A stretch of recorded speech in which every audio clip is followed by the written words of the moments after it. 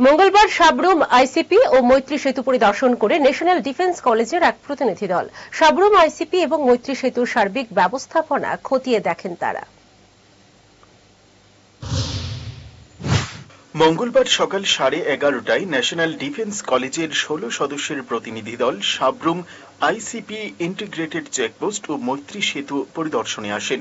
প্রতিনিধি দলের মধ্যে 4 জন বিদেশি নাগরিক ছিলেন, যারা নাইজেরিয়ান, ইন্দোনেশিয়া, মায়ানমার ও অস্ট্রেলিয়ার বাসিন্দা। গত 2রা ফেব্রুয়ারি দলটি দিল্লি থেকে আগরতলায় পৌঁছান এবং আজ দক্ষিণ জেলার জেলাশাসক সুস্মিতা মল এবং পুলিশ সুপার অশোক কুমার সিনহার নেতৃত্বে তারা সাবরুমের এই গুরুত্বপূর্ণ স্থাপনগুলো ঘুরে দেখেন। প্রতিনিধিরা সাবরুমের আইসিপির কনফারেন্স হলে উপস্থিত হয়ে এই প্রকল্পগুলোর বর্তমান অবস্থা ও ভবিষ্যৎ পরিকল্পনা নিয়ে আলোচনা করেন।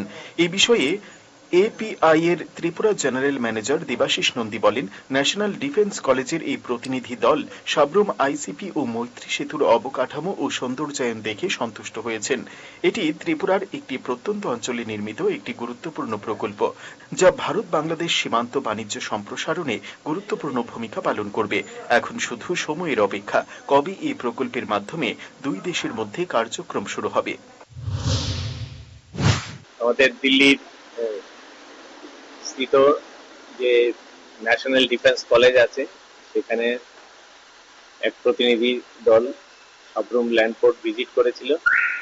ওনারা এই ল্যান্ডপোর্ট কখন তৈরি হয়েছে, এই প্রজেক্ট কিভাবে আমাদের প্রতিবেশী রাষ্ট্র বাংলাদেশের সাথে কিভাবে যোগাযোগ স্থাপন হবে, তার জন্য যে আমরা এখানটায় ফেনী নদীর ওপর যে মৈত্রী সেতু নির্মিত হয়ে অনেকদিন ধরে তা খোলার অপেক্ষায় আছে, সমস্ত কিছু ওনারা দেখলেন। এটা ওনাদের একটা স্টাডি ট্যুর ছিল। পরিদর্শনকালে দক্ষিণ জেলার জেলাশাসক Susmita Mal, police super Ashok Kumar Sinha, SDM Shibjyoti Dutta এবং ডিসিপিও নিত্যানন্দ সরকার সহ অন্যান্য আধিকারিকরা উপস্থিত ছিলেন। Bureau report, headlines, Tripura national.